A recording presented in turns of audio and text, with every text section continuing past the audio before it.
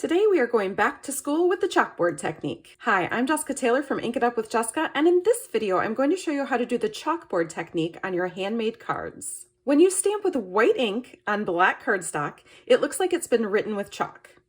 Cool, right? So let's start with our white ink. I have a white craft Stampin' Pad from Stampin' Up, and mine is really old, but you can still get one, and it actually comes with a refill because the pad comes uninked. I want to start by showing you how to add ink to your ink pad because even when I haven't used my white ink pad for a while, I like to add ink to it so that I know I'm going to get a good stamped image.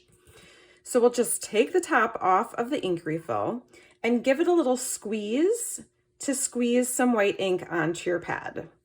I like to do it kind of in a squiggly motion, and then I'll use the tip of my ink refill to just kind of spread it out a little bit. But the real magic, I think, is in a plastic spoon. This is the spoon that I use for inking all of my ink pads, and I'll just run it gently across to spread this ink out.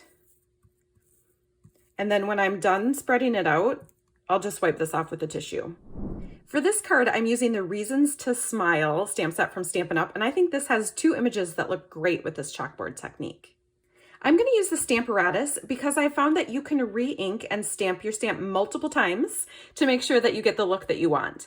So especially with a larger stamp like this, if sometimes you don't get ink in one portion of it, because it stays in the same spot, it's easier to add a little bit of ink and re-stamp your image right on top of your first image so that you're not wasting paper and you're still getting the look that you want. So I have set this up already and made a few of these cards that I'm going to show you. These magnet strips are really strong, so you want to keep them away from each other. But I have set up this stamp on my Stamp-A-Majig so that I'm going to line my piece of cardstock up right here and then push it up against this ledge. Whenever possible, I like to have my piece of cardstock pushed up against at least one of the ledges because that helps it to stay in place better. And then because I want my cardstock to stay down in case I want to stamp it more than once, I want to make sure it stays in the same place. I'm going to use two magnets this time. So when I'm inking up my stamp, I am going to take my ink pad and turn it upside down onto my stamp. And then I'll just tap it around until it's as inked up as I want it to be.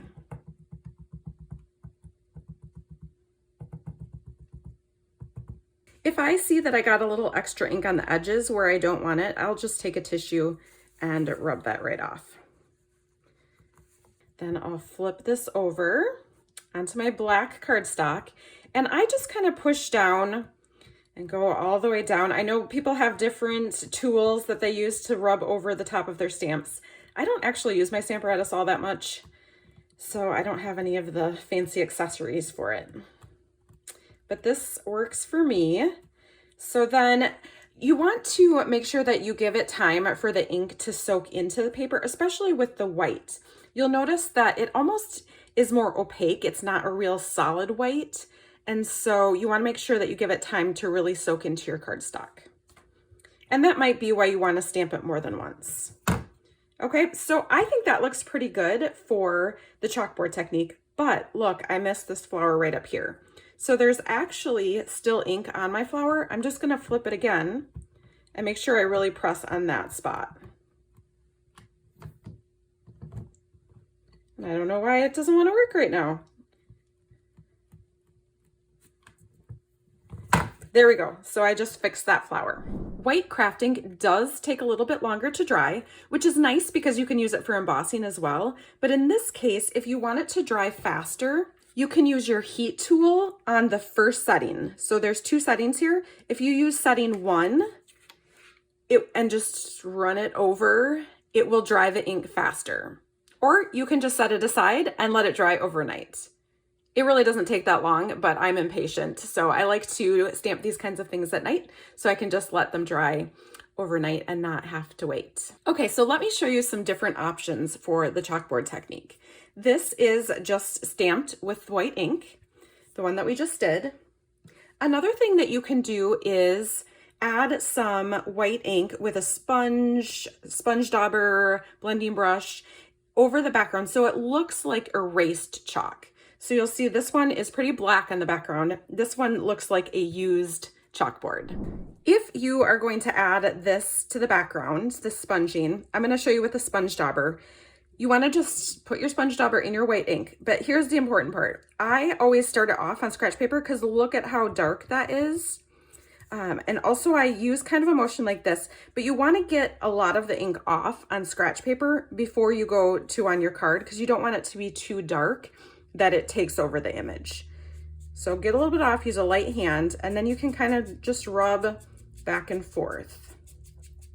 And that gives it that dirty chalkboard kind of look. Another option is to emboss your image with white embossing powder. So you can see how much brighter that is, but it also doesn't look quite as much like it was written with chalk. But whichever one you like better, that's the one you should go with. And then finally, this one is embossed with white, and then I did the dirty background for the chalkboard. So I kind of like that look. So there are a number of options that you can try when you use the chalkboard technique. You can find more details about this specific card at the link in the description below. The chalkboard technique looks great on Christmas cards and cards for all occasions, so I do hope that you'll give it a try. This technique is also on my fall stamping list that you can download at the link in the description. It's a bucket list of stamping and card making ideas that you can try, as well as ideas for cards you can send to encourage people. If you like this video, please give it a thumbs up and be sure to subscribe for more card making videos. Thanks for watching.